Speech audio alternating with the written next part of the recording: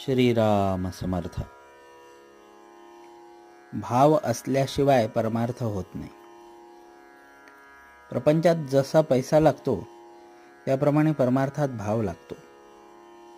प्रपंचात पैशाशिवाय चालूच शकत नाही. परमार्थ ही भाव असल्याशिवाय होत नाही. जसा तुमचा भाव असेल त्याप्रमाणे तुम्हाला देवाची प्राप्ती होईल. प्रल्हादाला खांबातही देवाची प्राप्ती झाली, तर नामदेवाने दगडाच्या मूर्तीलाही जेवू घातले. तुम्हा सर्वांना गोपीची गोष्ट माहीत असेलच. त्या गोपीला श्रीकृष्णाला जेवण घालायचे होते, पण तिचा नवरा तिला जाऊ देईना. त्यावर तिने सांगितले की हा देह तुझा आहे, परंतु मनावर तुझा ताबा नाही. असे म्हणून ती त्याच्याजवळ देह ठेवून श्रीकृष्णाकडे गेलीच की नाही.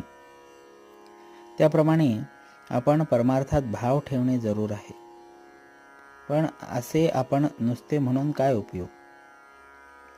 तो सर्वव्यापी आहे, सर्वसाक्षी आहे असे आपण म्हणतो, पण आपण पापाचरण करायला भीतो का?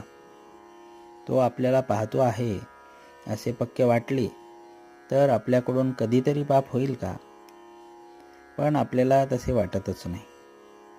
आपल्यासारख्या आस्तिकाला देव हवा असे वाटते खरे, पण हवाच असे वाटत नाही.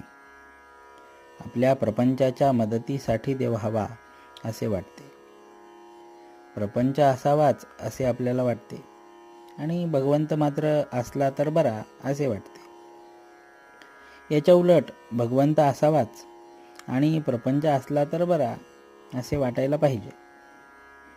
प्रपंचाची आवड असू नये, पण प्रपंचातल्या कर्तव्याची आवड असावी. देहाने ते कर्तव्य करावे आणि मनाने मात्र अनुसंधान ठेवावे. ज्या गोष्टी आपल्या मनाला खातात त्या न केल्या की आपला आपल्या विकारांवर ताबा येईल. भगवंताच्या देखत आपल्याला करायला लाज वाटणार नाही अशीच कृती आपण करावी. ज्यांना व्याप आहे ते लोक रडतात, आणि ज्यांना व्याप नाही तेही लोक रडतात. मग सुख कशात आहे? पैसा सुख देतो का? पैसा मिळविणे कठीण, मिळाला तरी तो कायम राहील का त्याची शाश्वती नाही. पैशाप्रमाणेच इतर सर्व वस्तूंची गोष्ट आहे. सर्व सुखी असा प्रपंचात कोण आहे? प्रत्येकाचे काही ना काहीतरी गाऱ्हाणे आहेच. प्रत्येकाला आशा वाटते की मी उद्या आजच्यापेक्षा सुखी होईन. तो कधी पूर्ण सुखी होत नाही. त्याचे गाऱ्हाणे कधी संपत नाही. प्रपंचातल्या सर्व वस्तू नाशिवंत आणि दुःखरूप आशा आहेत. म्हणूनच प्रपंच असत्य आहे हा अनुभव प्रपंच देतो. त्या अनुभवाने प्रपंचात जो आसक्त होत नाही तो सुखी. अनुभव विसरून जो आसक्त होतो तो दुःखी. सुख हे समजुतीमध्ये आहे, आणि भगवंताचे होणे हीच समजूत तेवढी खरी आहे.